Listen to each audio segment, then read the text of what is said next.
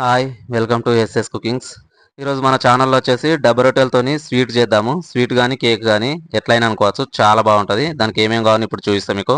3 డబ్బు రొట్టెలు, అలాగే ఒక సగం కప్పు చక్కెర, ఒక కప్పు పాలు తీసుకోండి. చాలా సింపుల్గా ఇవన్నిటిని మిక్సీలో వేసేసి మిక్సీ పట్టేసుకుందాం. ఇప్పుడు అప్పటికప్పుడు చేసేయచ్చు, చాలా సింపుల్గా. ఎవరైనా చుట్టాలు వచ్చినప్పుడు కానీ, లేకుంటే పిల్లలకు లంచ్ బాక్సులకు కానీ, లేకుంటే సాయంత్రం పిల్లలు స్కూల్కి రాగానే చేసి పెట్టచ్చు. చాలా బాగుంటుంది. మనం బేకరీలలో అక్కడిక్కడ స్టాక్ ఉంటుంది, అది తెచ్చుకున్న దానికంటే ఈ విధంగా చేసేసుకుంటే చాలా సింపుల్గా ఉంటుంది. చూడండి, ఇలా మిక్సీ పట్టేసి ఒక బౌల్లోకి తీసి పక్కన పెట్టేసుకుందాం. ఇప్పుడు సగం చక్కెర బన్నులలో వేసి మిక్సీ పట్టిన, ఇంకా సగం చక్కెర సిరప్ చేద్దాం. చూడండి, ఈ విధంగా పాకం వచ్చేంత వరకు తీసి పక్కన పెట్టేసుకుందాం.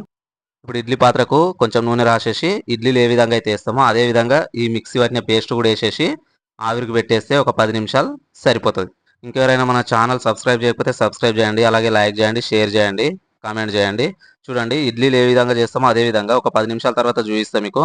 ఇడ్లీలు ఏ విధంగా వస్తాయో అదే విధంగా వస్తాయి. చాలా బాగుంటుంది, తినడానికి కూడా మెత్తగా స్పాంజ్ లాగా జ్యూసీ జ్యూసీ ఉంటాయి. చాలా సింపుల్గా కదా, ఒక నిమిషంలో అయిపోయింది కదా. మీరు కూడా ఒకసారి ట్రై చేయండి, చాలా బాగుంటుంది. ఎట్లా వచ్చిందో కామెంట్లో చెప్పండి. ఇప్పుడు తిని టేస్ట్ చూసి మీకు చెప్తా ఏ విధంగా వచ్చినాయి అనేది. చాలా బాగుంది, అప్పటికప్పుడు చేసుకున్నాం కదా స్వీట్, చాలా బాగా అనిపిస్తుంది. అలాగే మన ఛానల్ అసలు లైక్, షేర్, సబ్స్క్రైబ్, కామెంట్ ఇంకెందుకు ఆలస్యం మరి. చాలా బాగా వచ్చింది తినడానికి కూడా. మీరు కూడా మీ పిల్లలకు చేసి పెట్టండి. ఒకసారి ఏ విధంగా వచ్చిందో కామెంట్లో చెప్పండి. ఇంకెందుకు ఆలస్యం మరి. ఉంటా మరి, బాయ్.